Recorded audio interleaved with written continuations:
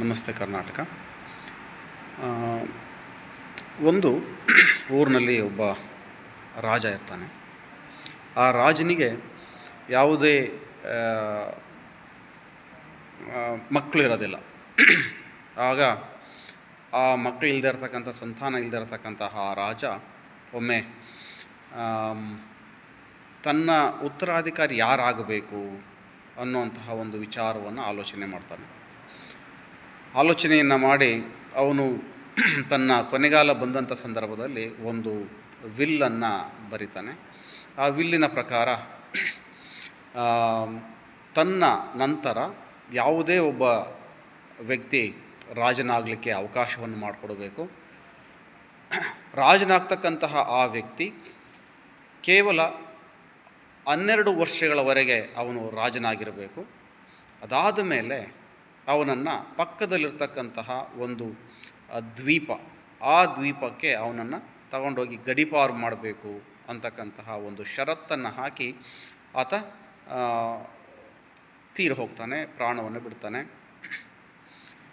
ಈ ಒಂದು ಸುದ್ದಿಯನ್ನು ಎಲ್ಲ ಕಡೆಯಲ್ಲಿ ಅವರು ಡಂಗೂರವನ್ನು ಹೊಡೆಸಿ ಎಲ್ಲರಿಗೂ ಹೇಳ್ತಾರೆ. ಈ ತರಹ ಒಂದು ಯಾರು ಬೇಕಾದರೂ ಕೂಡ ಬಂದು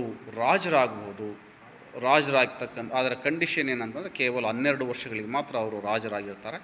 ಅದಾದ ಮೇಲೆ ಅವರನ್ನು ಪಕ್ಕದ ದ್ವೀಪಕ್ಕೆ ಗಡೀಪಾರು ಮಾಡ್ತಾರೆ ಅಂತಕ್ಕಂಥದ್ದನ್ನು. ಹಾಗಾಗಿ ಎಲ್ಲರೂ ಕೂಡ 12 ವರ್ಷ ನಾವು ರಾಜರಾಗಿರ್ಬೋದು ಅಂತಕ್ಕಂತಹ ಆಮಿಷ ಬಂದರೂ ಕೂಡ 12 ವರ್ಷ ಆದಮೇಲೆ ಗಡೀಪಾರಾಗುತ್ತೆ. ಆ ದ್ವೀಪದಲ್ಲಿ ಒಂದು ಕಾಡು, ಅಲ್ಲಿ ಯಾವುದೇ ಒಬ್ಬ ವ್ಯಕ್ತಿಗಳು ಅಲ್ಲಿ ವಾಸ ಮಾಡೋದಿಲ್ಲ, ಏನಿಲ್ಲ.